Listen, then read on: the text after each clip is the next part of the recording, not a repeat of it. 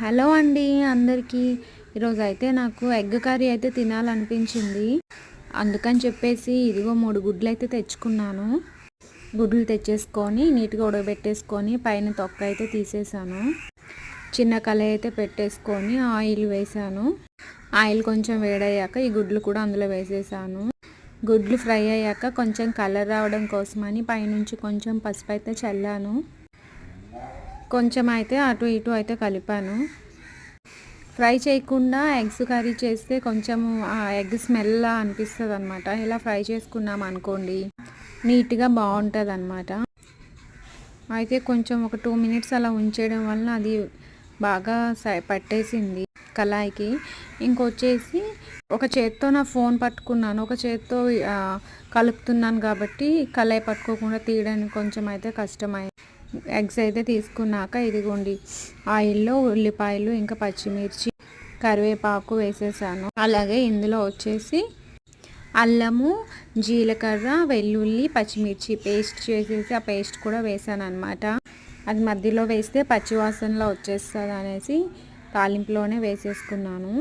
ఇలా ఎందుకు సర్దుతున్నానంటే మనం ఆనియన్స్ వేగాలనేసి ఆయిల్ ఎక్కువ వేసేస్తాం కదా, కానీ కర్రీ లాస్ట్ అయ్యేసరికి ఆయిల్ వచ్చేసి ఇలా పైన తేలిపోతుంది అనమాట.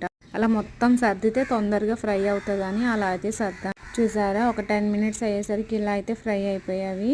పసుపు ఇంకా కారం కూడా కొంచెం వేసుకున్నాను. కొంచెమే కారం వేసాను ఎందుకంటే పచ్చిమిర్చి వేసాను, అలాగే అల్లం వెల్లుల్లి పేస్ట్లో కూడా పచ్చిమిర్చి వేసాను కాబట్టి అది ఫ్రై అయిపోయాక ఇదిగోండి 3 ఎగ్స్ కూడా అందులో వేసేసాను. వేసేసుకొని ఇంకొంచెం సేపు కలుపుకున్నాను.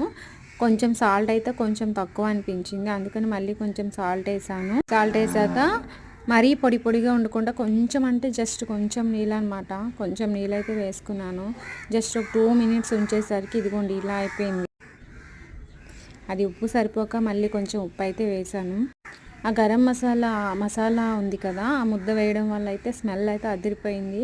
లాస్ట్లో ఇదిగోండి కొంచెం అయితే కొత్తిమీర కూడా వేసేసాను. అన్నంలో కలుపుకోవడానికి టమాటా రసం అయితే ఉంది, అందుకనేసి ఇది కొంచెం కర్రీలా కాకుండా కొంచెం ఫ్రైలా అలా చేశాను అనమాట. ఇది అనమాట ఈరోజు మా ఇంట్లో మా లంచ్ వచ్చేసి. చూసారా ఎంత కలర్ఫుల్గా ఉందో.